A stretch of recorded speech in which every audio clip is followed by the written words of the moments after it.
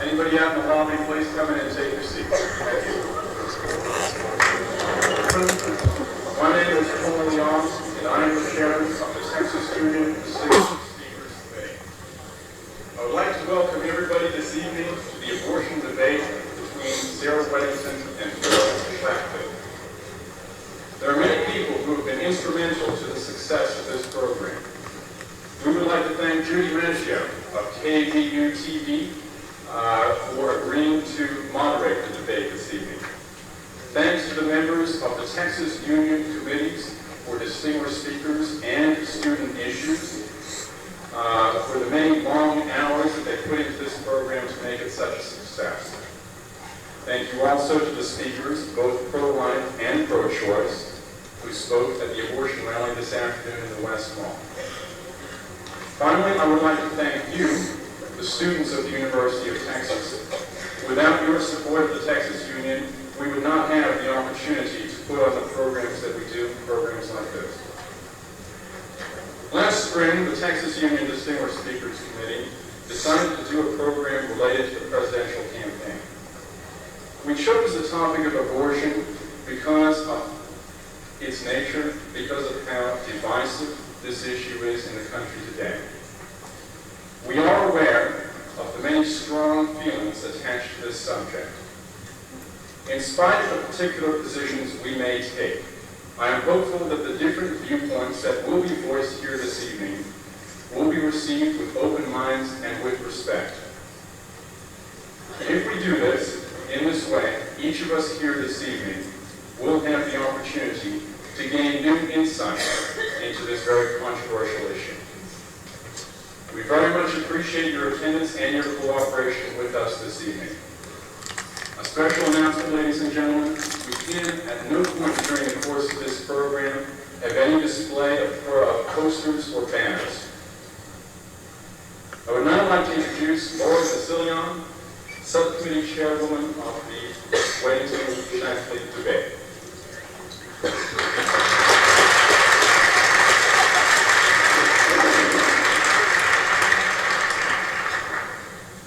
Judy Maggio is not in any way a stranger to Austin. Currently the anchorwoman for the 6 and 10 o'clock evening news at KVUE-TV, Judy received her bachelor's degree in communications here at the University of Texas. She's married and has a 1-year-old daughter. Ms. Maggio began her work for KVUE-24 News 11 years ago as a news reporter, and for the last 7 years has held the position as main anchor person. She has won many honors, including awards for medical reporting, received during her 5 years as the station's medical reporter. Additionally, Ms. Maggio currently anchors the newscast judged Best in the Nation by the United Press International 3 different times. Judy Maggio is a very distinguished and accomplished woman. In light of this, I am now pleased and highly honored to introduce her to you tonight as the moderator of this evening's abortion debate.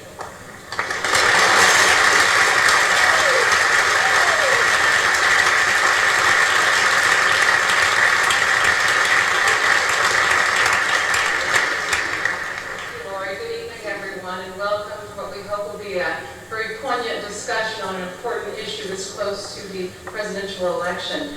Before we begin, I want to introduce you all to some special guests that we have in our audience tonight. These folks flew all the way from Germany to be a part of our discussion. Would you all like to stand? These are members of the German Bundestag, which is equivalent to our Congress. This is not the group right here. Okay.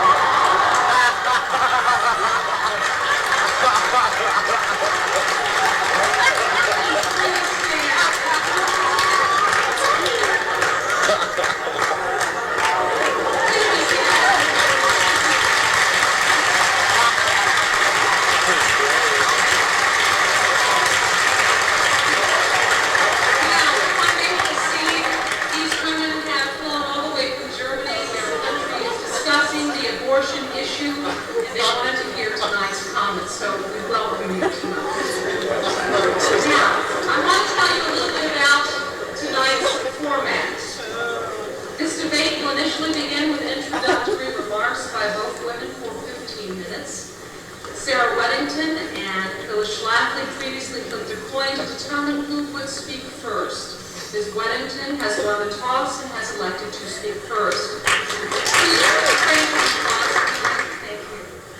After the end of the introductory remarks, each speaker will give a rebuttal for 5 minutes. And following this, there will be a question and answer session for about 30 to 40 minutes. Each speaker will respond to each question. And during the question and answer session, we want you to realize that your questions will only be taken. We are not allowing any comments tonight. Those will be cut off. Please be known that this is only a question and answer session. Now, following the conclusion of the question and answer period, each speaker will be given 3 minutes for any closing remarks. And now, I would like to introduce our 2 distinguished speakers this evening. Phyllis Schlafly will be representing the pro-life position in this debate. She is a well-respected attorney, activist, and writer, whose most significant achievements include working under President Reagan as a member of the Commission on the Bicentennial of the U.S. Constitution and being president of the organization Eagle Forum. Additionally, she was a major force in the defeat of the Equal Rights Amendment, and she has been elected a delegate to 8 Republican national conventions. For 15 years, Mrs. Schlafly was honored by Good Housekeeping as one of the 10 most admired women in the world. Sarah Weddington will represent the pro-choice side of this debate, best known for her defense of, quote, Jane Roe in the Supreme Court landmark case Roe v. Wade that ensured women the right to terminate an unwanted pregnancy. Sarah Weddington's field of expertise include law, politics, and education. At the age of 21, Weddington graduated from the University of Texas Law School.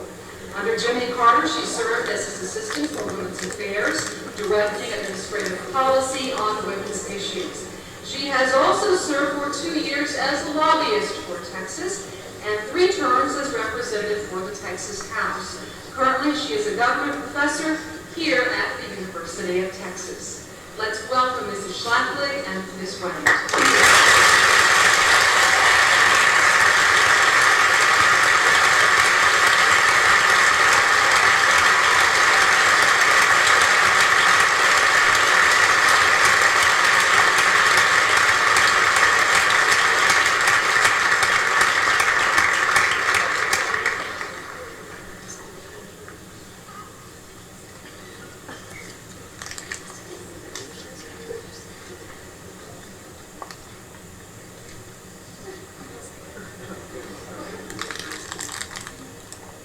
It is a delight to join you this evening.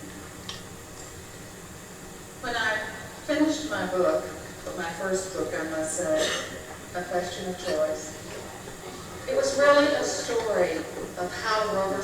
Wade came to be. It's a 25-year history. When I think about that history, Austin, Texas, and the University of Texas are very much a part of it. The case really began when a group of women who were graduate students, primarily here at the university, were doing problem pregnancy counseling. They were trying to tell women where the good places were to go. Because at that point in Texas, abortion was illegal except to save the life of the woman. It was by then legal in California, where then Governor Ronald Reagan had signed a more liberal bill into act. It was legal in New York, but for many women without the funds to get through those states, they went to Mexico. It was a time when abortion was dangerous, often resulting in death, in reproductively crippling many women in this country. And it was a time that people said there ought to be a different way. And so those students at great risk to themselves said, we're going to do something about trying to let people know what the alternatives are. And they were joined by doctors, primarily Texas doctors at our public hospitals, who were dealing with those women who were poorest, and therefore often were in their emergency rooms after the full abortion. They were joined by ministers and rabbis, who said there are many moral aspects to this position, not just is she pregnant. It was a time in Austin where people were focused on trying to make things different and better. The case began in the law library at the University of Texas, where many of those who were students there agreed to help with research, where many of the professors offered suggestions, and where many of the local citizens were involved. It culminated in a decision that meant for all women in this country the right to make their own decisions, and for all Americans an expanded version of privacy and what they had a right to do. Now, it is odd to me that it is so long ago. You know, sometimes I'm introduced as being historic. When my client decided to sell her story for a docudrama, she forgot to tell me. And eventually the producer called and said, Miss Weddington, we're thinking about doing a movie. And I explained why it was not a good idea. And they explained to me that they didn't need my permission, that I was a public official. I had given lots of public speeches. I had certainly made a presentation to the Supreme Court. It was all public. And so they said, we don't need your permission. We would like your cooperation. Well, after they explained it to me, I called back and said, if you're really going to do this movie, why don't I play me? And they said, Miss Weddington, you are now too old to play you. Now that's how long it's been. But you see, for students here who are of traditional age, I thought we had given you a legacy, a gift for all time, that you would never again have to fight this issue, and that you could choose other issues to be involved and concerned about. Only those who are 40-ish or over really remember before Roe v. Wade. And so when I was over in my office at the Texas Capitol on January 22nd, 1973, I had sort of an acerbic secretary. A reporter called and said, does Miss Weddington have a statement about Roe v. Wade? And my secretary said, should she? And the reporter said, yes, it was decided today. And you could hear the change in her tone. She said, what was it? And it was 7-2. That was the top of the seesaw for those who were pro-choice. And we thought, because that issue had been won, 7-2, strong decision, that we could go on and work on other things. And so we went on and worked on sports equality, on employment equality, on changing the law so men and women would have equal consideration in custody, rape reform, domestic violence reform, a whole series of other issues. And while we were doing that, the opposition began to organize, and the seesaw began to turn, to move. And so I think in 1989, when the Webster versus Reproductive Health Services, a Missouri case, was heard by the Supreme Court, it was like a warning signal. It was like one of those town hall alarm bells beginning to ring. And people began to say, we cannot take this for granted. We must do something to help. And they began to look at what they could do. The case decision was not so important as was the vote. Because what we could see was the effect of President Reagan, elected as being opposed to abortion, and the appointments he had been able to make was changing that balance on the Supreme Court. And by then, Justice Brennan was over 83. Justice Marshall, our friend, was over 83. Justice Blackmun, who wrote the opinion, was close to 80. There were a whole variety of our friends who were the oldest members of the Supreme Court. And it was during that period that I was saying I was for mandatory life support systems for old judges. Because I knew if they left, we were in trouble. And that is exactly what happened. It was only a few weeks ago that Casey versus Reproductive Health Services, the Pennsylvania case, was decided. And what we saw was there were 4 judges who said, let's get rid of Roe versus Wade. White, Rehnquist, Scalia, and Thomas. What we saw were there were 3 judges who said, let's not get rid of it, but let's weaken it a lot. In the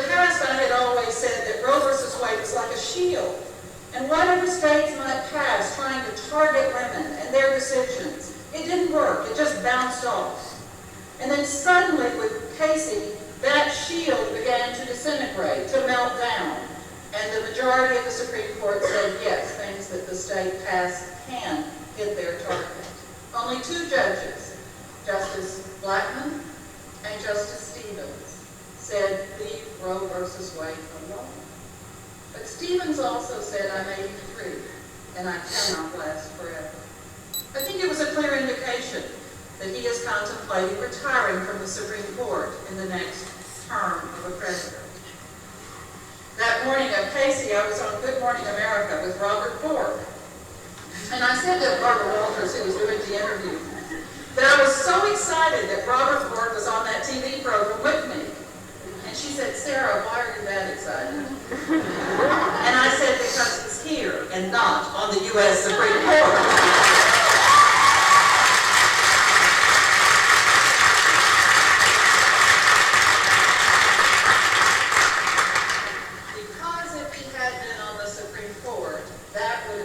Vote number 5, and we would have lost. That is why the election this year is the most important thing that has happened on this issue since the decision in Roe versus Wade. Exactly 2 weeks from tonight, the future of this issue will be written.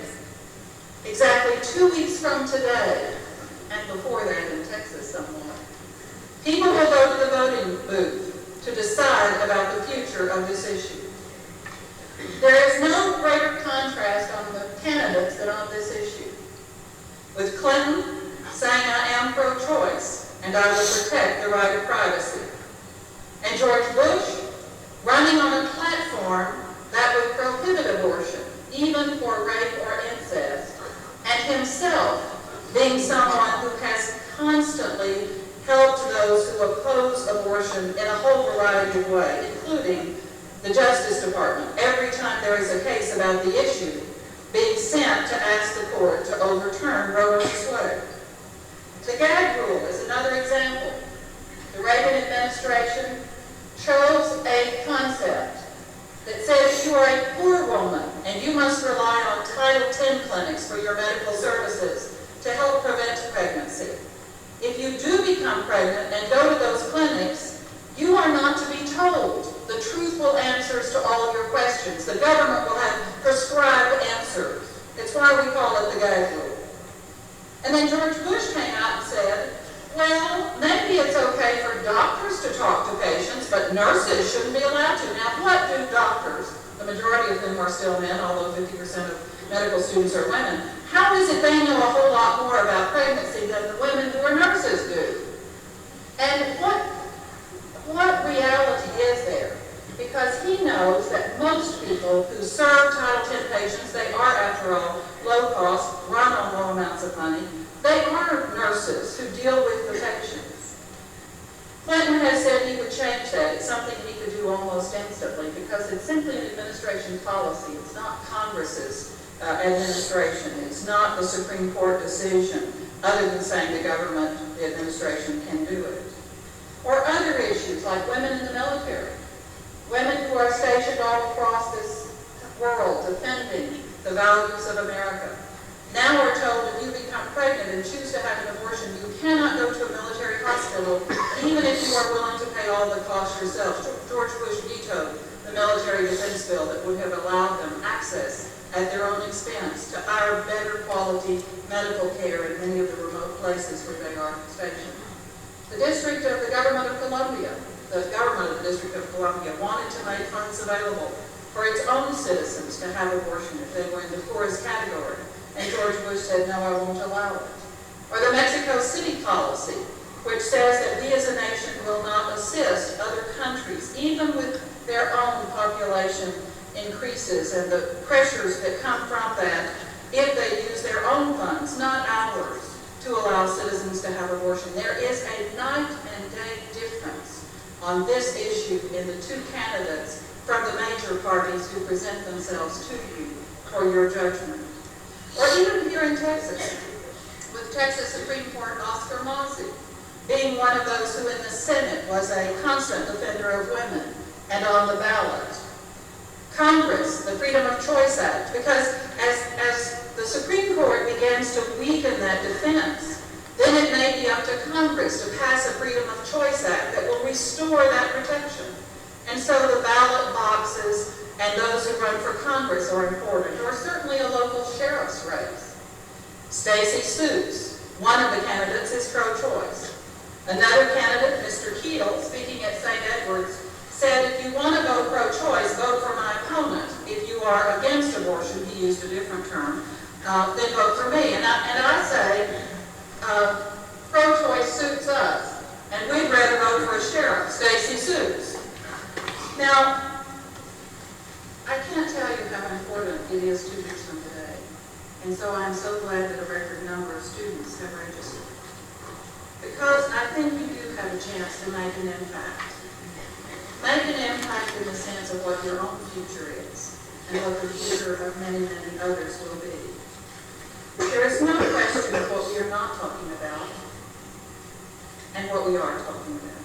Because first, where abortion is illegal, women suffer terribly.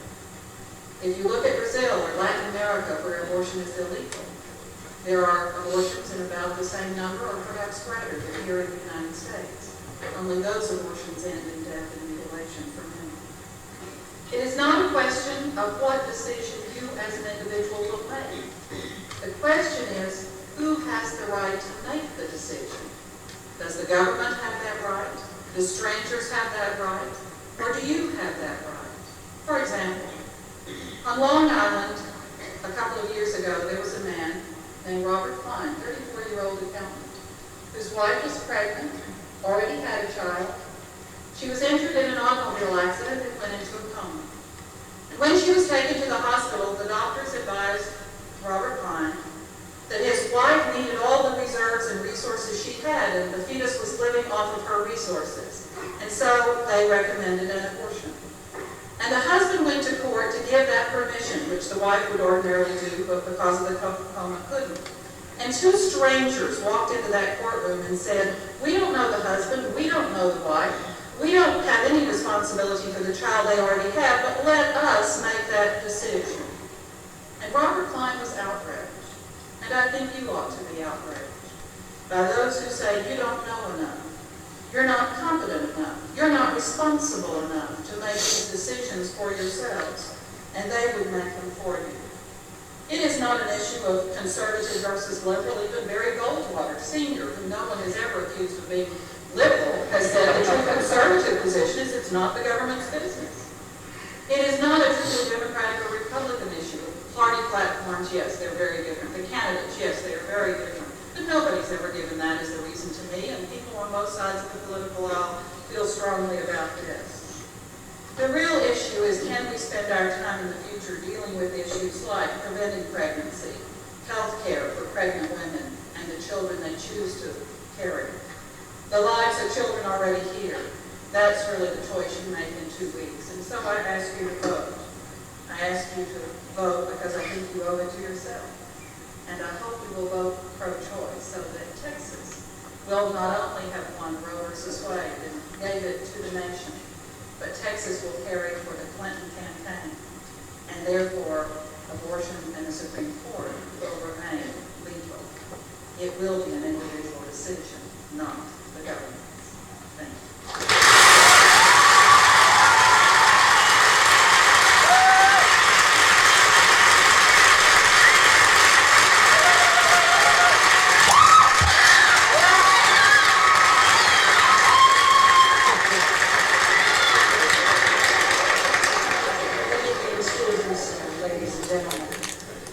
This awesome crowd here tonight certainly shows that abortion is a live issue. 19 years after Roe versus Wade, it doesn't go away. I'm sure that many politicians get out on their knees every night and say, "Dear Lord, make this issue go away. I don't want to talk about it." But it won't go away. 1.5 million killings of unborn babies every year are gnawing at the conscience of America, and it absolutely will not go away. When Roe versus Wade was handed down in 1973, This decision said we can't know when life begins. Well, whether or not it was true then, we certainly have had marvelous advances in science in the last 19 years. We know so much more about what goes on inside the womb of a mother than we did when I was having my 6 children. We know from the ultrasound, we know from the pictures taken by marvelous photographers of the baby in the womb. We know from all sorts of listening devices what is taking place inside the womb of the mother. They can record the baby clenching its fist, turning somersaults, reacting to outside pressures. We can look into the womb of the mother and see these perfectly formed little hands and feet. We can see the unborn baby sucking his thumb, swallowing. By the time the mother knows that she is pregnant, the heart of that baby is beating, and every abortion does indeed stop a beating heart. Roe v. Wade set up this imaginary notion called the 3 trimesters. As any woman who's ever had a baby knows, this was a complete fiction created by slick lawyers who wanted to arrive at the decision that they did. There is nothing that happens in the womb of a mother at the end of the 1st trimester and the beginning of the 2nd trimester. Nothing happens at all.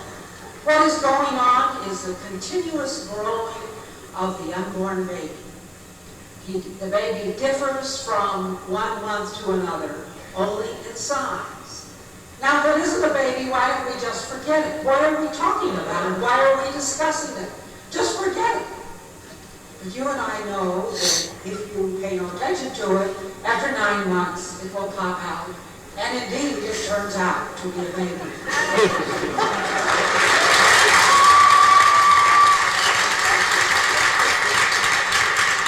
And sometimes it comes out prematurely, before 9 months. And then, lo and behold, it's even a baby if it comes out earlier, at 6 or 7 or 8 months. We know that it is a unique individual. We know that it cannot be part of the mother because half of the babies that are born are male, and obviously can't be part of the woman if half of them are male. We know from the test tube babies that it is a unique human baby. If you take this unborn baby out of the womb of one woman and put it in another, you and I know that it will retain the genetic characteristics of its original parents. It will not change to the body of the new mother. How do you identify a unique individual? For many years we have used the fingerprint to identify, and we know that the unborn baby has these fingerprints which will change only in size as the baby grows, and which from the very beginning are different from the fingerprints of every other human in this world. Now we have the DNA typing, which is even more accurate. We can take a little piece of hair or a little piece of body tissue, and we can identify a person positively. Scientists are getting more and more skilled at this all the time. It's very helpful in identifying paternity or identifying criminals. What is the DNA? Well, it's like a 1 meter long piece of ribbon that's curled very tightly, on which all the genetic information is written, just like the barcode on the products you buy at your local supermarket. And you become a unique individual when the DNA of your father and your mother unite. That's when you become you. Of course, there are other things that are left, but when you became a unique individual, it is when the DNA from your father and mother unite. Now, we know that this does not happen at birth. We know that it doesn't happen when you move from this mythical 1st trimester to the 2nd trimester. We know it happens at the very beginning. After 3 days, scientists can take one cell from the unborn baby and tell you whether it is male or female. Well, male or female what? Is it a male or female dog or a plant or a tumor? We know very well it's a male or a female female human being. They can tell in 3 days.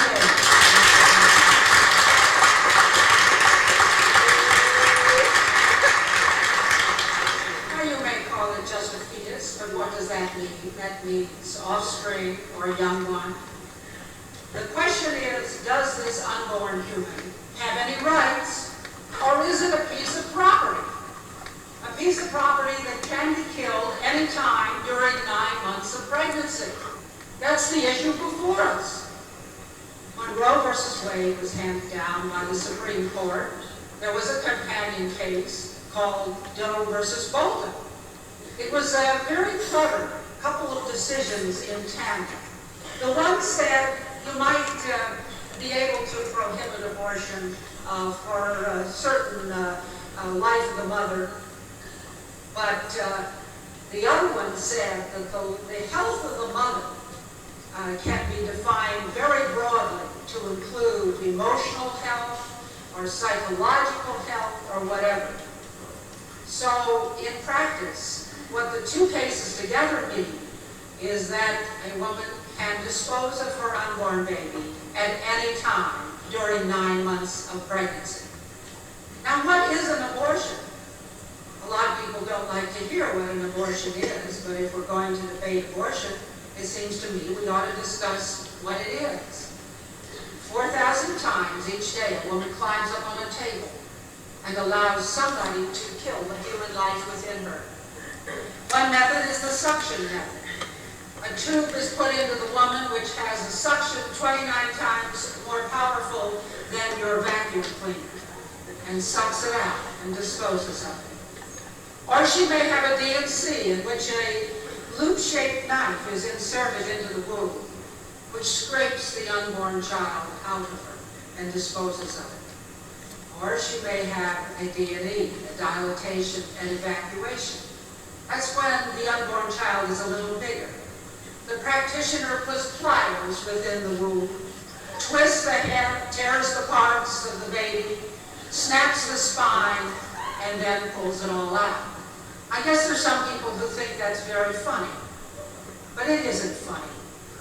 And then all day long, a technician has to stand there in the clinic and match up the 2 little feet and the 2 little hands of baby after baby in order to make sure they get all the parts out of the woman who's having the abortion. Or she may have the salt poisoning method, where a needle is inserted into the womb carrying a solution of concentrated salt, which causes the woman to deliver a dead, burned, and shriveled baby. Or she may have an injection of prostaglandin, which induces violent labor and premature birth. And in the last stages, she may have what's called a hysterotomy, like a C-section, in which they may open up the mother and remove the baby. Now, most of the abortions that take place, most of the 1.5 million abortions in this country, are in this so-called first trimester. But there are approximately 120,000 in the second and third trimester. And killing unborn babies is big business in this country. The abortion mills in our area advertise on a scale that goes from $300 to $1,000. Clearly says no personal checks accepted, you must have cash. And yes, they do take place in the last so-called trimester. The New York Times had a front-page article earlier this year in which it described the procedures used to abort babies in the 7th, 8th, and 9th month. There are 2 basic procedures. In one of them, the doctor injects a drug that kills the unborn baby, then he dismembers it inside the womb and takes out the pieces. In the other type, the practitioner injects a steel tube into the head of the unborn baby, drains out the spinal fluid, which allows the head to shrivel and get small. And then he pulls the body out with pliers. Yes, it is a horrible thing that takes place in this country. Planned Parenthood has been running ads that show a very troubled young woman And the caption under the ad says, the most difficult decision a woman may ever make is to have an abortion. Yes, it is difficult. It is difficult because she knows it's not like just some other operation. It's not like taking out a diseased appendix. It is the destroying of a human life. Newsweek ran a poll on what makes women feel badly about themselves. And abortion, by all odds, won. 67% said the thing that made them feel the worst about themselves was having an abortion. So all these discussions and debates make us think about where do our rights come from. Do they come from these 80-year-old men on the Supreme Court? That's not the American philosophy of government. We don't believe that's where your rights come from. As proclaimed in the American Declaration of Independence, each of us received our inalienable right to life from our Creator. That is the fundamental.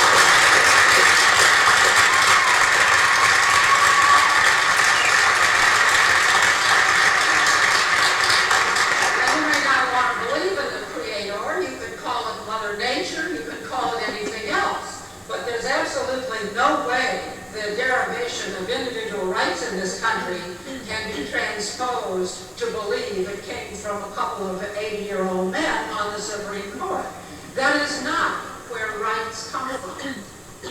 In the last century, the Supreme Court handed down a very bad decision, the Dred Scott case. The Supreme Court solemnly said that the Constitution provides for the protection of private property and against the encroachments of government. And of course, a slave was property. The Constitution said we have to protect property. It was a bad decision. But Abraham Lincoln came along and said slavery is a great moral, social, and political evil. And we can't do it all at the same time, but we have to set ourselves on the right course. We cannot tolerate the system of saying that a human being is a piece of property. His opponent, Stephen Douglas, was not for slavery. He was for choice. He just thought individuals and states should be able to make their own decision. They didn't want these people in the government deciding such a personal matter as to whether or not you should own a slave. No, we do not believe that one individual should be the property of another. And the question before us is, are you willing to give the unborn baby any rights at any time? Or do you want to close your head, close your eyes, and pretend that this killing does not go on in our country? The position of those in favor of abortion is that it is in the sole power of the mother to do whatever she wants at any time during pregnancy, for any reason. She doesn't have to give a reason at all. And they also want no regulations, no restrictions, and they want it to be performed even on minor girls without parental consent. And on top of all that, these people who say they don't want the government involved want to make the rest of us pay for it. No. Abortion is a great evil. It is the killing and taking of the fundamental right to life of an individual human being. And this is what we cannot allow. I ask you to look into your hearts and think about the 1.5 million lives of unborn babies that are snuffed out every year in this country. There has to be a better way. And yes, we have to stand up for the fundamental individual right to life of every human being.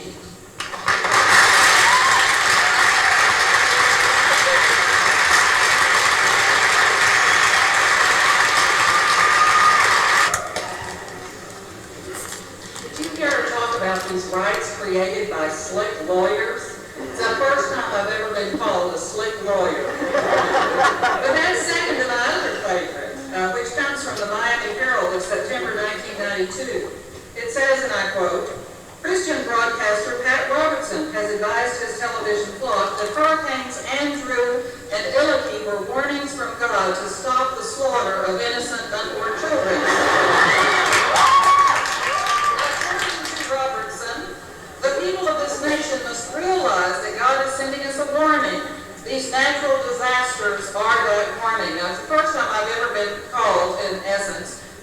responsible for Hurricane Andrew. And I don't think it's true. In fact, the scientists went on to explain that hurricanes are formed in a number of ways on the tail end of cold fronts when a low pressure system.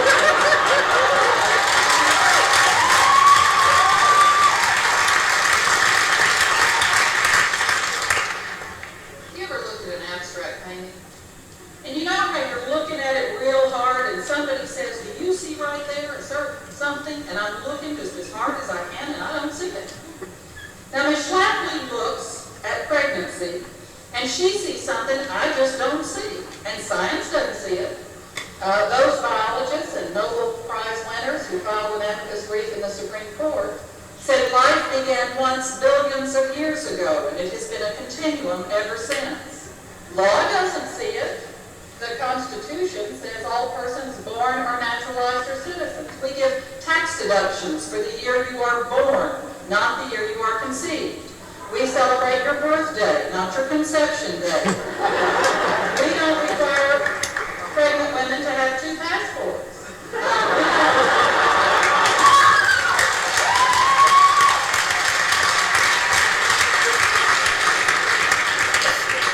See, we just don't see it the same way. And not all religion sees it the same way she does. In fact, in the Supreme Court case, the Board of Christian Social Concerns of the United Methodist Church, part of the Presbyterian Church, part of the Episcopalian Church, a lot of Unitarians today, many of the Jewish, there are all kinds of religions that look at the same things. They don't see what she sees. Now, it is true a minority, a very small minority of citizens see what she sees. And I say they should live according to what they see. But they shouldn't try to force the rest of us to live according to what they see.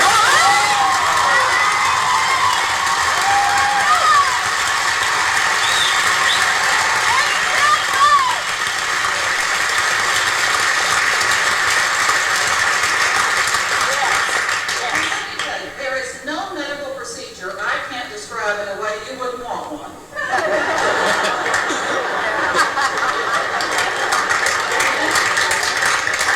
And what you never hear mentioned is the woman. I mean, think about what she's talking about.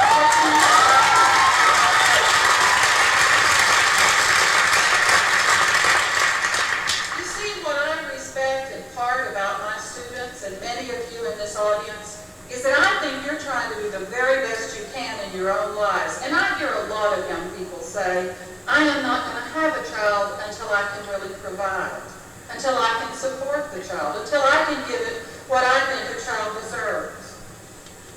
You see, I hear Mrs. Schlafly talk about slavery, but I've gone back and looked at almost every book she's written I could find. I didn't hear her talk about it when the Civil Rights Movement was going on.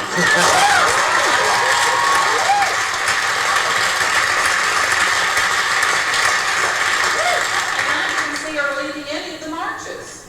What I see is the people who did march, like Andy Young and many others, say it would be slavery all over again if the government took away from us our right to make our own best decisions.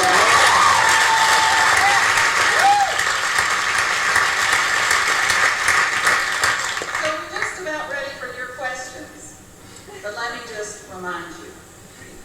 I've written a history of this case. I really wanted it to be over. I didn't want to still be talking to me to say no. We are not going to let the government make this decision, and we're going to vote for the presidential candidate who doesn't say, I want to take away your right to make a decision, who says, I trust the American people to make their own decision. So vote pro-choice and vote pro-Clinton.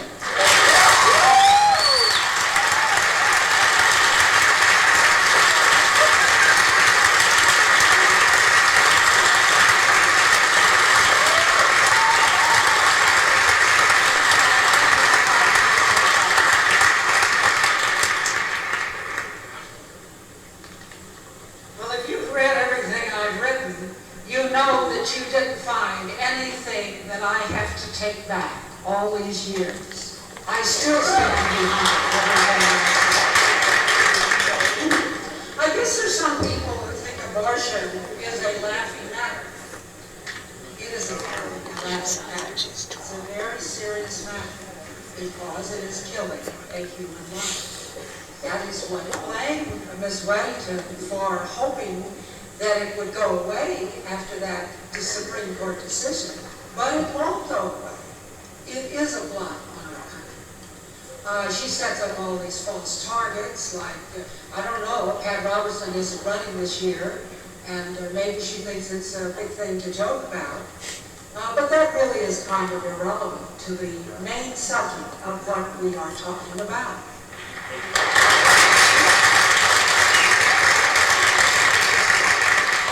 The Constitution says all persons born or naturalized are citizens, indeed.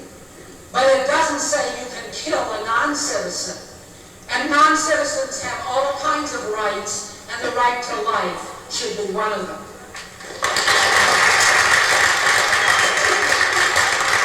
I noticed in her presentation that she won't even accept the Casey decision. Do you know how reasonable the Casey decision is? All it did was to say the woman has to have a 24-hour wait to think this over.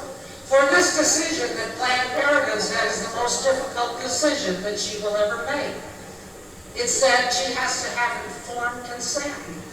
The practitioner has to notify her about what the abortion is and what the baby is. Yes, that's right. And it also requires parental consent for minor girls. What is so stringent about that? Do you know that the abortion industry is the largest legal, unregulated industry in this country? It is big bucks. It's all about money. And people who are able and willing to put lots of money into maintaining their right to engage in the killing of unborn babies. She brought up the Republican platform. The Republican platform doesn't say what she said. It doesn't say anything about rape or incest or exceptions at all. The whole media lied about this repeatedly on national television. This is so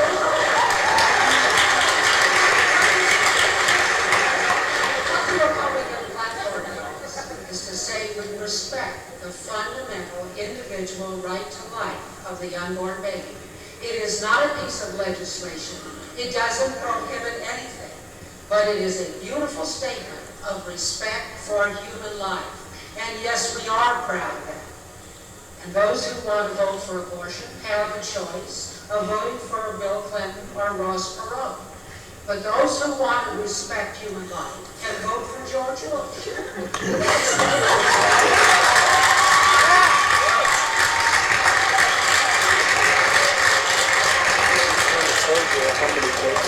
We're given a lot of talk about privacy and the woman's own private decision and all that sort of thing. They're all kinds of decisions that our country makes. And what about the right to engage in prostitution that some of the leading radical feminists are in favor of? No, we do have the National Organization for Women has passed resolutions in behalf of that. So that is our own body. But no, society does want to protect us against some things. And yes, it is the job of government to protect the individual right to life of each and every one of us. This is not a matter of your religion. This is a matter of whether you respect human life. As proclaimed in the Declaration of Independence, that is the fundamental document of the American government.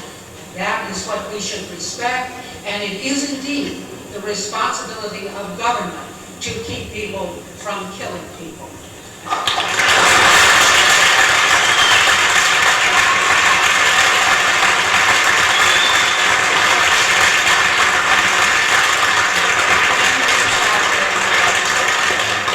There are microphones placed on either side of the auditorium. It is now the question and answer time. We have about 30 to 40 minutes. And once again, I do want to remind you that we are only taking questions tonight and not comments.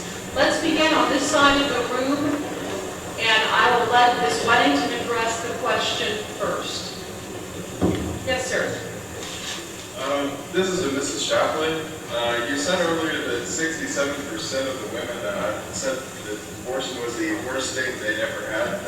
I find it difficult to believe that 67% of the women have had abortions. Could you please clarify your statement? The question was, what are the various things that make you feel bad about yourself? And abortion had the highest of all those factors that the women raised. I did not see that particular article, but what I do know is that all of the studies I have seen say that the major response of the woman after having an abortion is basically relief at having made the decision, carried it out, and being able to apply it.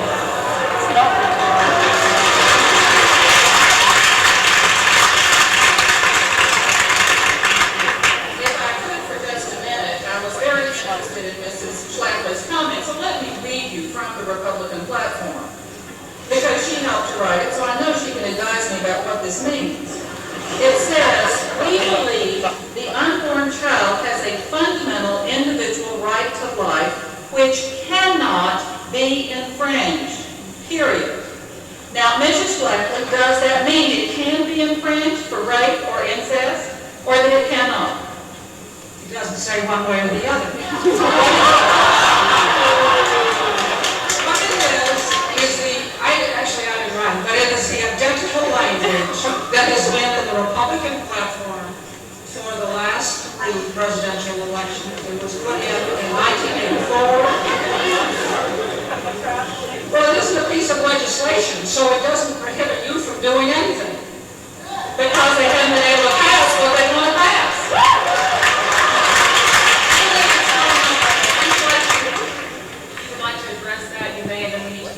Questions from our audience. Yes, it's a fundamental statement of principle, and we're proud of it.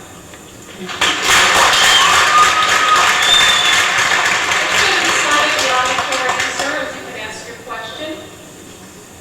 If there is in fact a fundamental right to privacy in the Constitution, does it not necessarily follow that that right to privacy? I look at the U.S. Supreme Court, who interprets the Constitution and interprets the right to privacy. I don't believe you really think there is a minuscule chance of any kind that the Supreme Court would interpret privacy as including either of those. I've never argued that it is, I don't believe that it does, and that's certainly not what is the issue here. The Supreme Court has never extended the issue of privacy beyond Roe v. Wade. Well, there's no such thing in the Constitution as a right to privacy. The word privacy does not appear in the Constitution. And of course, there's nothing private about an abortion. There are always at least 3 people present. It isn't private at all.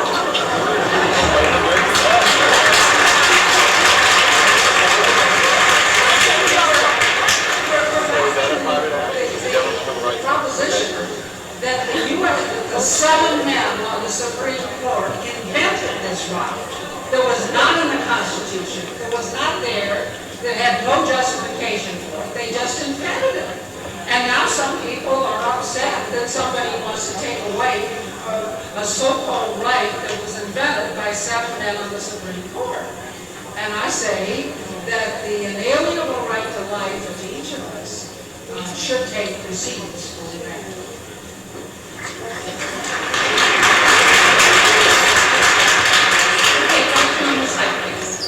This is Shafton. Groups like the Heritage Foundation, etc., and other right-wing groups have decided that it is up to the parents to decide whether or not or when to educate their children when it comes to reproductive rights, or as to when they should understand the importance of sexuality or their bodies. Considering that there are so many teen pregnancies in America, would it or would it not be safe to assume that the schools should take an active part in this education process, being that they educate them to go on with their lives? Wouldn't it be important to teach them to affirm other lives? I challenge you to show where the Heritage Foundation has ever said anything about that subject whatsoever. It didn't happen to me that up. Okay, I was actually in a debate between Betsy Wright, which was on Crossfire, not Crossfire, Larry Q. Line. and it was brought up by the representative. Apparently you weren't watching television, Mrs. Schlafly. I challenge you to find everything the Heritage Foundation ever said about that. But on the question of parental rights, yes, I do think that the parents are the primary educators of their children.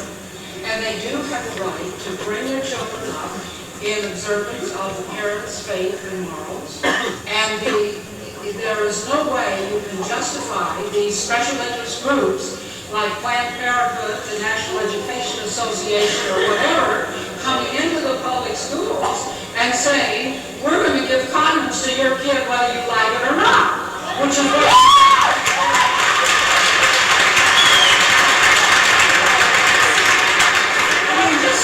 Just suppose some of us were trying to do that. Why, it would be an outrage. But Planned Parenthood and the National Education Association, I mean, there's schools in New York and other places where they're saying, we don't care what the parents say.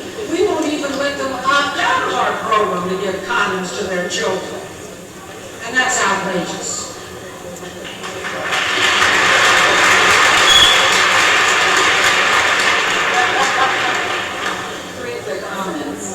Some of you know that there was a time when contraception was illegal in many states. Connecticut was one of them. And the law was that you were a criminal if you used a contraceptive device. It didn't matter if you were married or single, it was just against the law.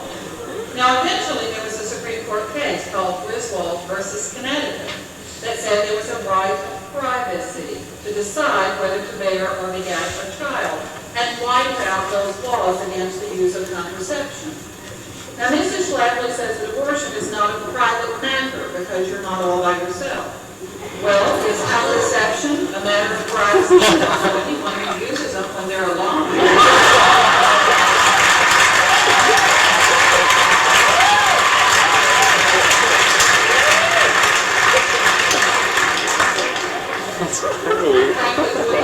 The major responsibility for education should be parents. But I think if you look at what is happening in reality in Western Europe, the rate of teen sexuality is about the same as it is here.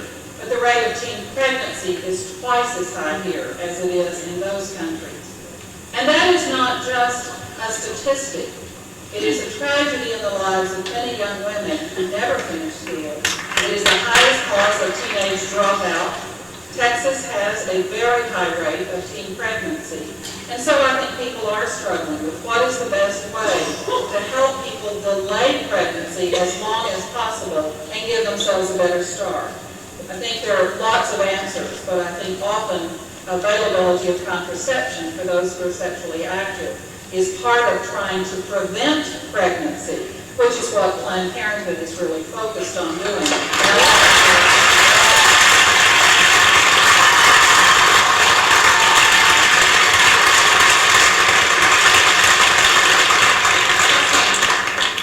Mrs. Schlafly, as per your quote on academia and your book here, The Power of the Positive Woman, you say that women don't take naturally to a search for the intangible and abstract, referring to academics and university studies. Yet I see you pursued a master's degree and graduated Phi Beta Kappa. Does that make you a natural woman?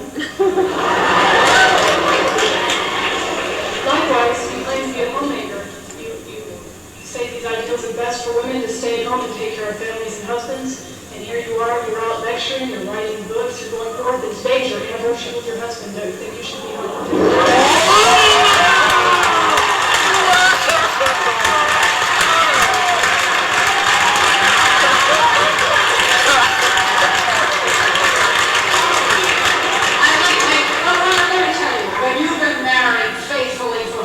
Years to the same spouse.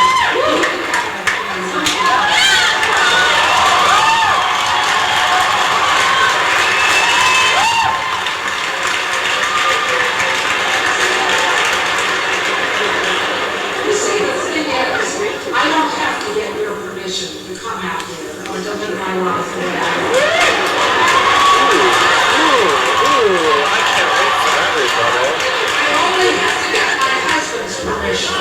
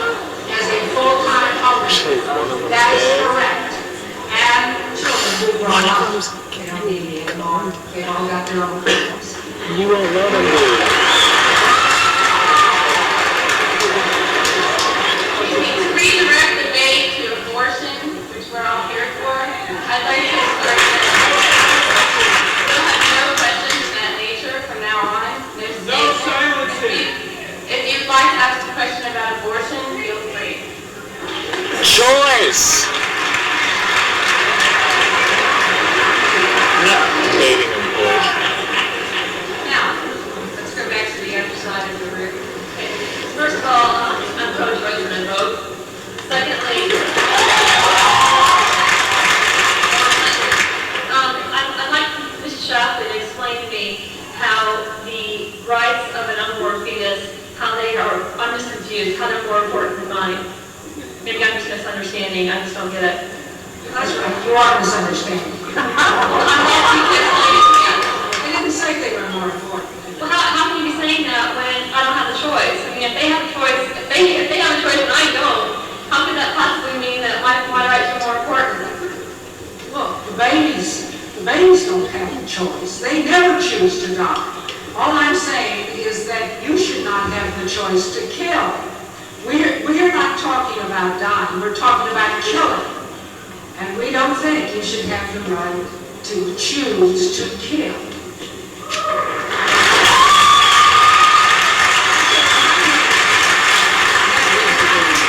Everybody's life is more important than yours. If your life is in danger, you always have to seek right of self-defense of anybody who is accosted by the bad guy who's pointing a gun at you. You can always defend your own life, but you don't have the right to kill somebody else.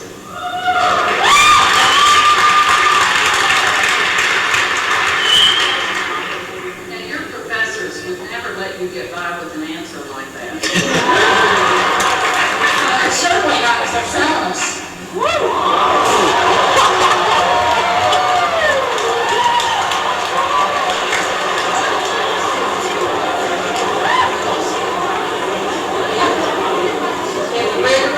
Intellectual honesty and dealing with an answer accurately is a feminist characteristic.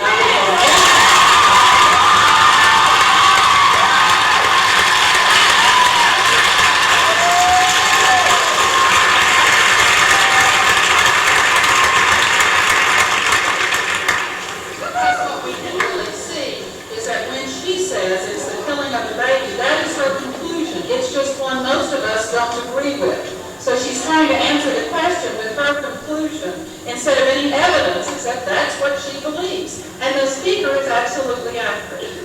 Because the effect of what is being said is that if you look at relative rights, all the rights are on the side that do not involve the woman.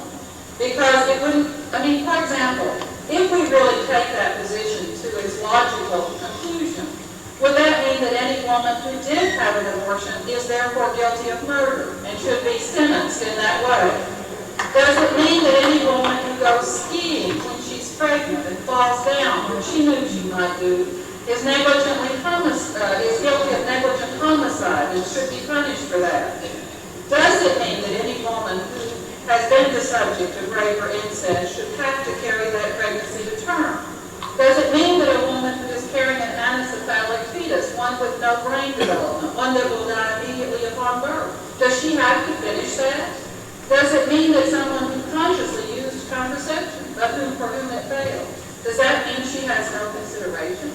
Does it mean that when someone is very, very young and ends up pregnant, that she must carry it regardless of the effect? You see, what the position of the opposition really is exactly what the speaker was pointing out. And that is that all the rights are on one side. I look at that fertilized ovum.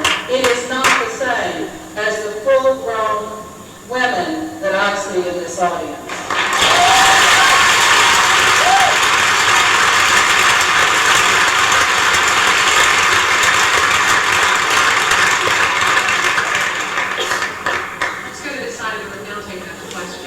Ms. Schlafly, you mentioned the fine technology we have that enables us to film the unborn fetus inside its mother's womb, kicking and sucking its thumb. But have you ever seen a picture of the inside of a woman's vagina after she's been raped? And what are your views on the rapist having an abortion? The rape victim having an abortion, even if the rapist is her own husband? Yeah, it's awesome. My views on rape are that it is a horrible crime. And I think a woman who has been raped should go immediately to the hospital and have the procedures that are available to deal with the rape. What about abortion? Did you have an abortion? She didn't have the procedures and Must she carry the baby full term? no, they're not, it's not an abortion. It's not an abortion, and it's not a pregnancy. She should make the procedures immediately. It's conception now. You do not conceive at the moment of a rape. You should stop. Oh my God.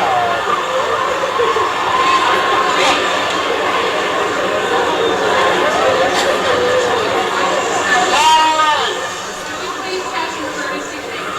Ms. Weddington, would you like to respond? Phyllis has some courage. I don't know of any procedure that prevents conception. I do know of procedures that prevent implantation.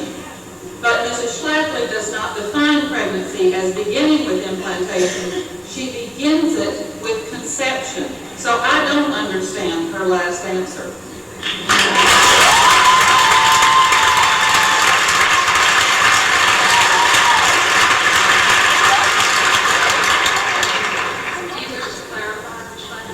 Well, would you be willing to stop all abortions except those that are caused by rape? That is not the question. Yes, it is. Yes, it is. Okay, let's move on. Damn. Ms. Schlafly, I want to know how you and your right wing party can trust me to raise a child if you can't trust me to make this choice.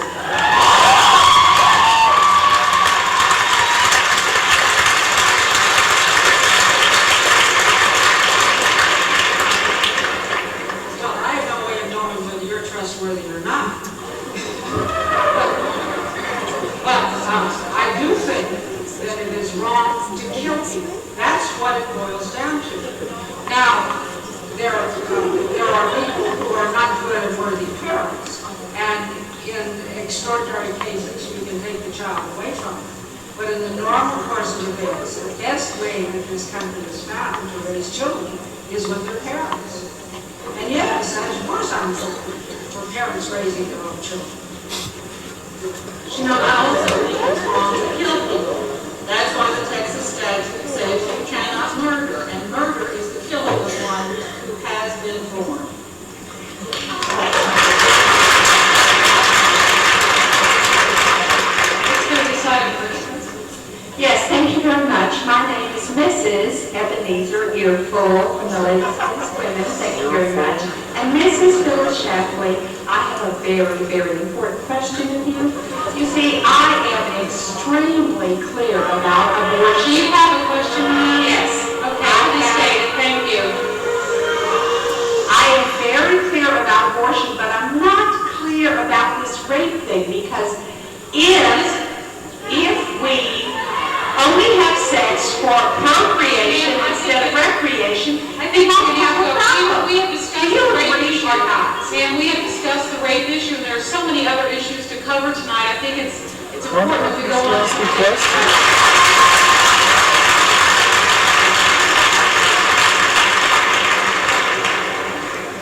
You've spent a lot of time stating where your opinions on this issue diverge. I'd like to know if there's anything in the realm of reproduction that the two of you agree upon. We would like to start that way. Mrs. Schlafly and I once tried to have a conversation. This is a serious question. I'm serious. And we agreed that airplane coffee is bad. There may be other things, but I'm not sure what they are. But I wish we could at least agree on such simple things as, since this is such an important decision, let the women have a 24-hour wait to think it over.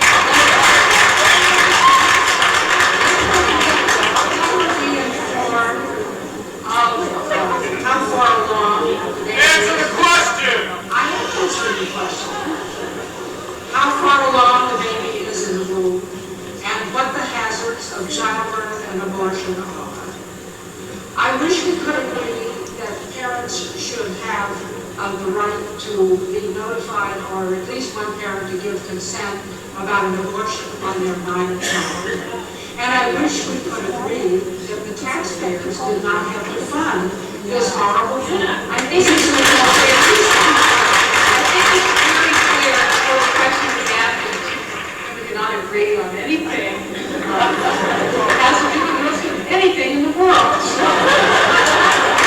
Let's go to this side of the room. Yes, I have two questions for Ms. Schlafly, although I'd like the comments of Ms. Weddington. The first question is, you have stated that you were talking about the fundamental rights of these unborn children. Could you please square that with the fact that most of the people who were up in arms about the Gregory K decision were people on your side of this issue who do not believe that children, once they are born, have any fundamental rights as far as child abuse is concerned? My second question has to do with a more scientific nature, and that's that you have based your legal arguments on the fact that this begins at conception and it is a life, and so you can't have an abortion. Are we to assume from that since recent scientific studies have shown that there is actually not a joining of the egg and the sperm until 3 or 4 days after the sex act has occurred, that you would support RU-486?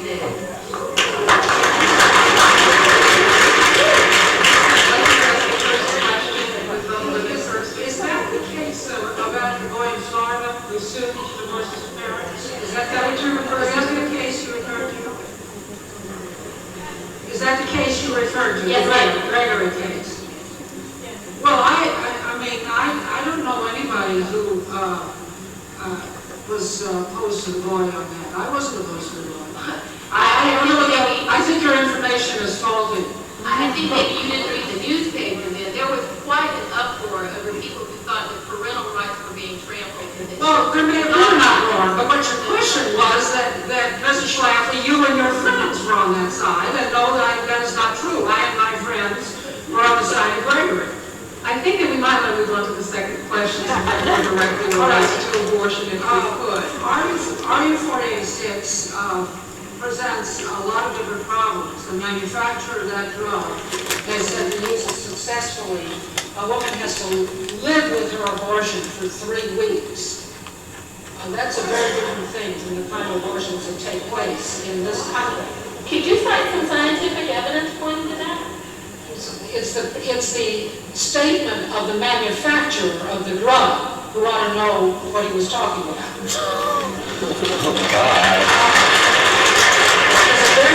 There's a very small window of opportunity to use it successfully. It requires 3 visits to the abortion clinic, and even then it is not 100% successful. And I think there are all kinds of problems with it. And then if it doesn't take after the 3rd visit, and she doesn't have a surgical abortion, the child may be born deformed. So there are a lot of problems with it. It's not the easy drug that a lot of people have been led to believe. I agree, but you'd like to address the abortion pill question? First, RU-486 is now used very extensively in France. Certainly it is a fairly new drug, 3 to 4 years old, but it is now licensed in England and in a number of other countries with very high medical standards. I've never heard the comment about 3 weeks. I do know it does involve 3 pills and a prostaglandin follow-up. I certainly agree it should be done with a doctor, because I think most women make their decision very early, and they want to carry it out very early. And also because it would reduce the cost, it would reduce women having to go to a clinic and therefore allowing the groups like Operation Rescue or Operation Oppress You, as some call it, to not enclose those facilities. It appears quite likely that RU-486 could be used to treat various forms of cancer and other kinds of disease processes.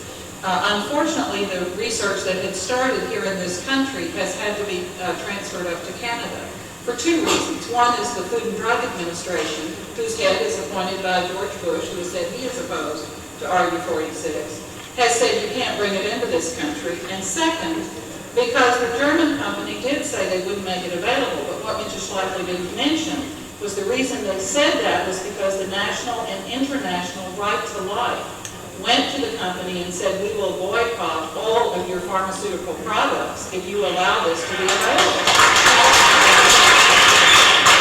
I think eventually it will be available, but it's not going to be real soon.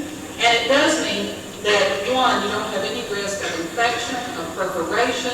A lot of the dangers of surgery would not be associated with RU46. I think it's something that should be available to American women and for them to make the choice about what is their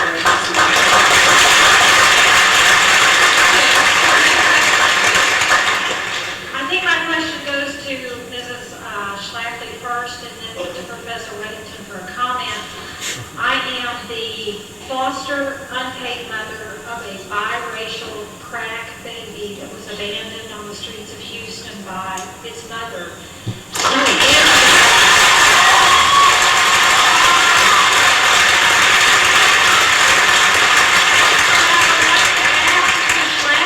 Can you guarantee me that there will be a system to take care of people like my Joshua, please? Yeah, you think Joshua would be better off dead?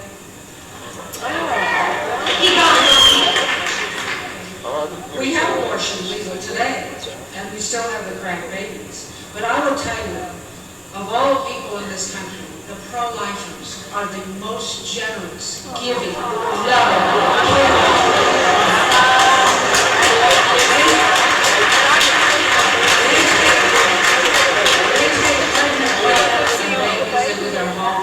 They give of their own money to maintain all kinds of centers and homes all over the country. And what do the pro-aborts do? They want their money for cash and they want our taxpayers' money. They don't do anything for themselves. Everything that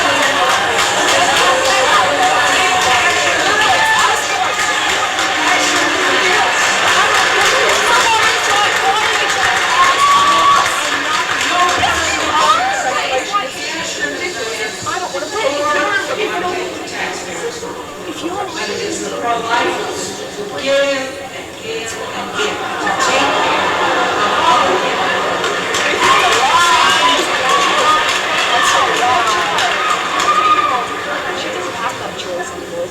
I think the voice of the speaker was one that was saying, I've tried to help at least one child that wouldn't have much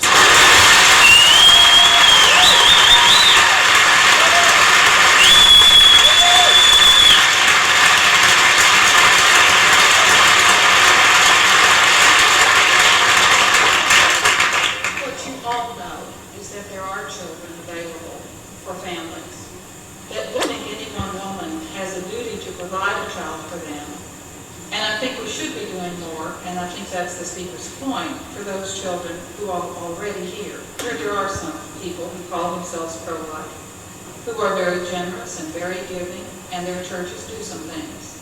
But let me tell you, my church does too. And a lot of the people I know who are pro-choice work very hard at trying to do it.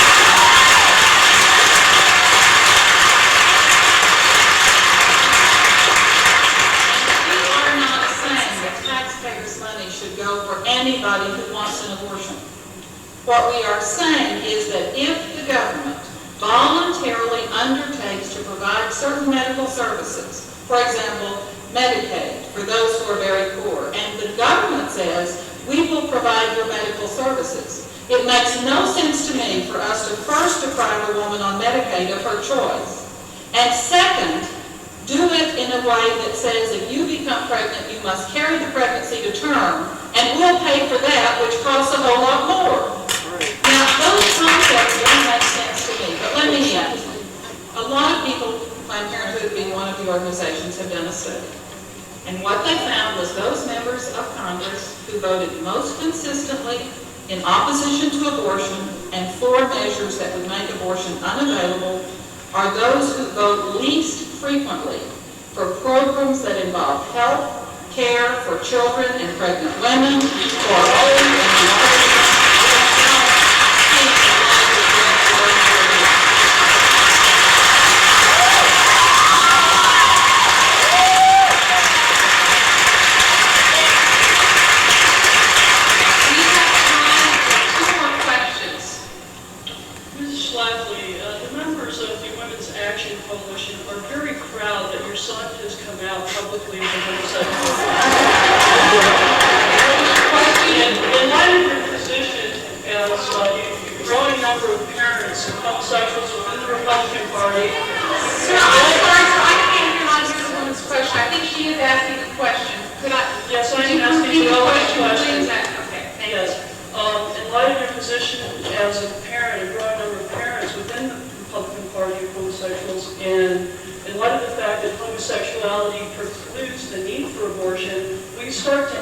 advocate equal rights for homosexuals within the Republican Party. I think this is not on the abortion. No, I just think it shows how the people who are for abortion so frequently resort to personal attacks.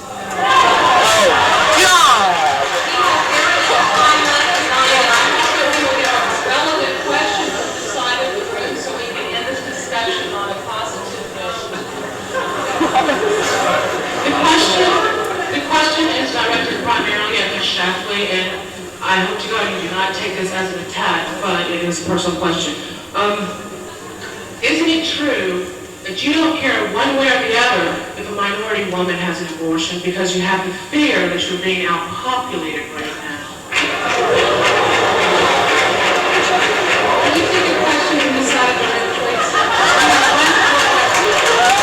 Can she answer the question, please? Why can't she answer that I question? will leave that up to Mrs. Schlafly. I am pro-life for all babies, whether they are white or black.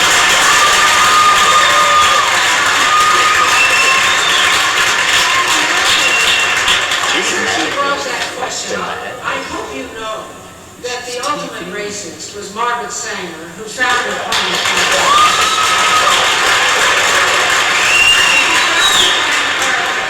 specifically for the purpose of making sure that these lower class people didn't reproduce as well as Why are minorities lower class? That was Margaret Sanger's life, and that was the founding of Planned Parenthood.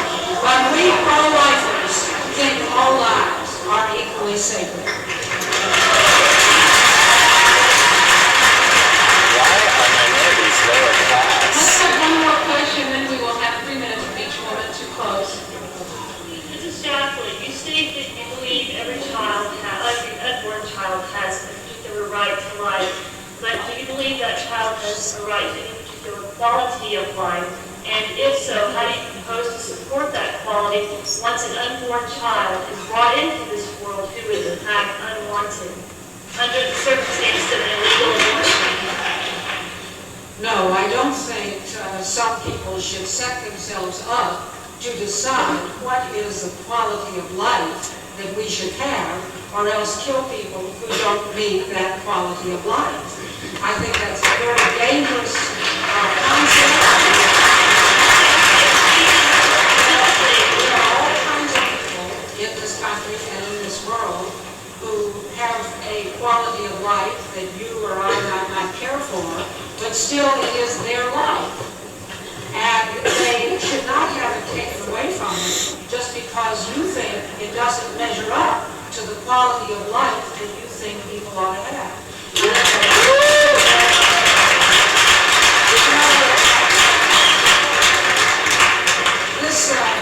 This quality of life, this kind of feeling, you can't help but think of what happened in Germany. And you know that one of the principal men who carried out the exterminations in Germany, Joseph Mengele, who escaped to this country after exterminating so many Jews. What did he do when he got to Argentina? He became an abortionist. And I think this whole idea about whether you're wanted are all very dangerous concepts. It's not up to us to decide. That was not my question. My question was, do the pro-lifers have any intention or any plans for caring for the children who are brought into this world under circumstances under which they are not wanted? We already have them here now under situations in which abortion is legal. Do you have any plans for caring for these children in the future? Should abortion be made legal? What are they specifically? Maybe you can't remember before 1973, but all these children were taken care of. Oh my God! And they will be taken care of. There are approximately 40 people lined up for every available adopted baby. We need to finish so we can hear your closing remarks. There were waiting. How many more seconds, Mr. for all of these well-known cases of children, of babies who had some type of defect. There were waiting lines for all of them. The Down syndrome, all the different kinds of babies. There are people who will take them. And again, I will say, the Roll-Offers have a tremendous record of personal charity, taking these people into their homes. I know hundreds of them, like this woman over here who took the correct thing. They're wonderful people, but the Roll-Offers, no, they just take our money. They just take our money.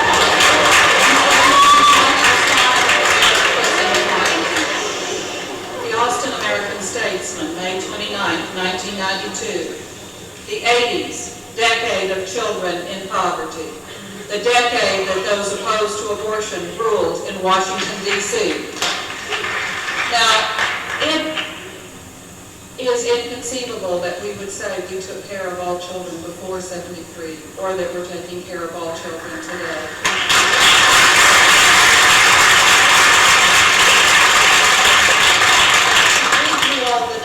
But what I wish we could agree on is that we should do a lot more for those children who are here in nutrition, in housing, in education.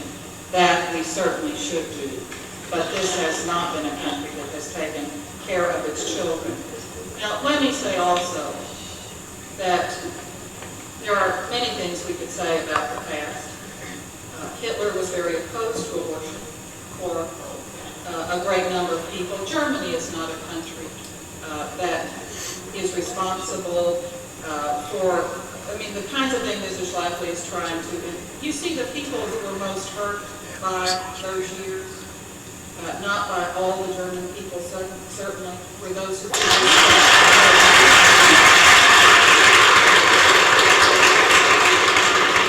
We each have 3 minutes for closing remarks, and we will begin with Mrs. Schlafly, since Ms. Weddington. Mrs. Schlafly. The United States different from other countries in the rest of the world. When our country was founded, most people seem to think that your rights came to you through the sovereign, through the king, through some type of government.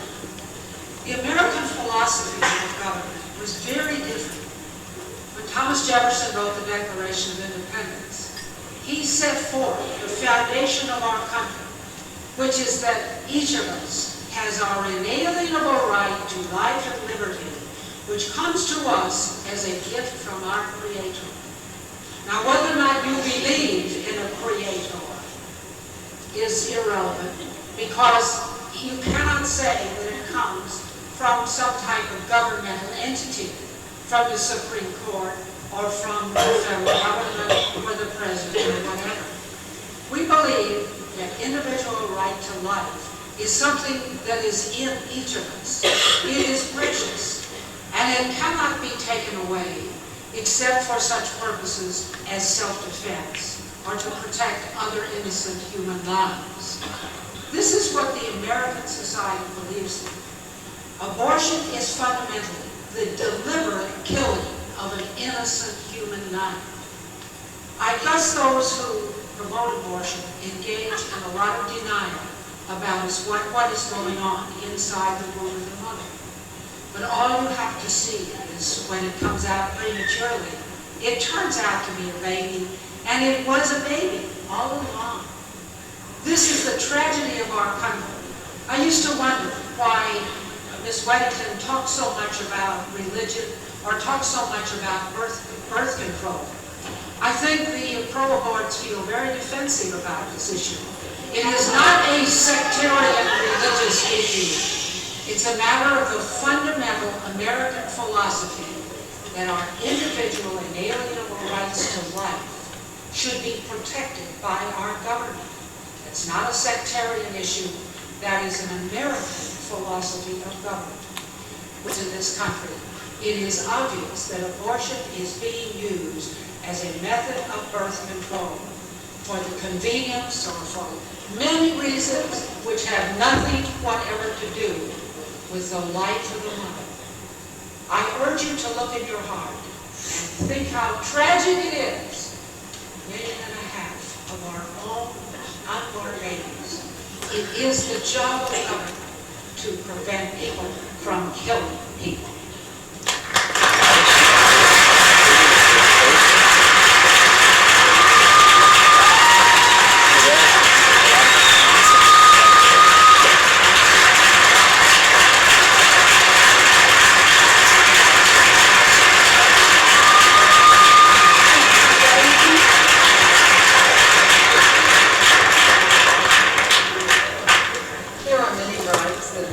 Have not specifically stated in the Constitution. In fact, I loved it when Justice Marshall said we celebrate the Constitution as amended. It is a Constitution that has stood us for 200 years, the longest lasting basic legal document in any country. But the reason it has stood us is because of Supreme Court interpretation, the elasticity of that important document in a changing nation. In fact, the Constitution doesn't talk about the right to travel, but that is also an implied right. Now, let me remind you, I didn't bring up the issue of religion. Mrs. Schlafly is the one who began to talk about the law of the Creator. It is Mrs. Schlafly who brought up those issues. But I will say something about her. Because, you see, she says what made us different as a nation. What made us different was that people came here fleeing religious persecution, and those and what they established was a country where people of diversity could worship according to their own religious faith in freedom and safety.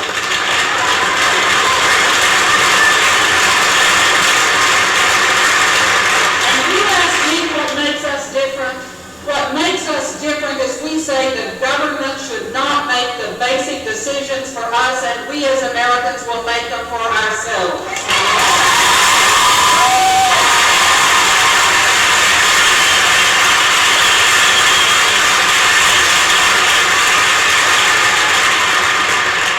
We are not pro-aborts.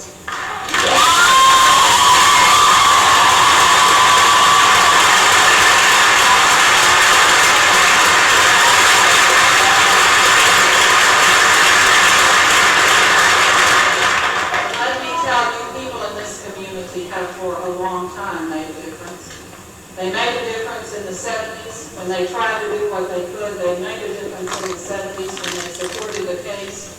And I believe they can make a difference in 1992. We need a tremendous turnout because don't you know that those opposed to abortion are going to be out in big numbers. They are going to vote. That is their right. They're going to be there. We cannot take it for granted that we will win. And so look at those candidates. Look at every person running and find those people who are pro-choice. Because when the question is asked, what makes us different, it is our right to vote.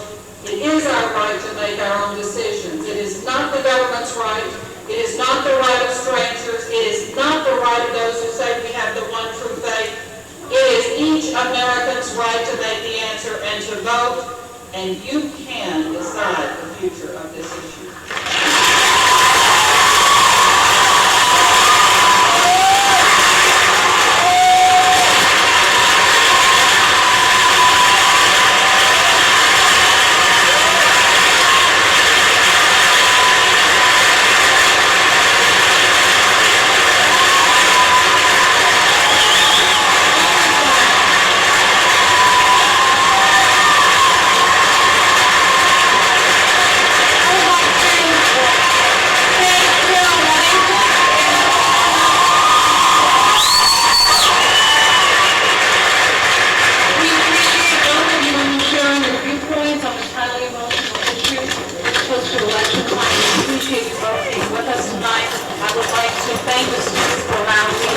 Moderator.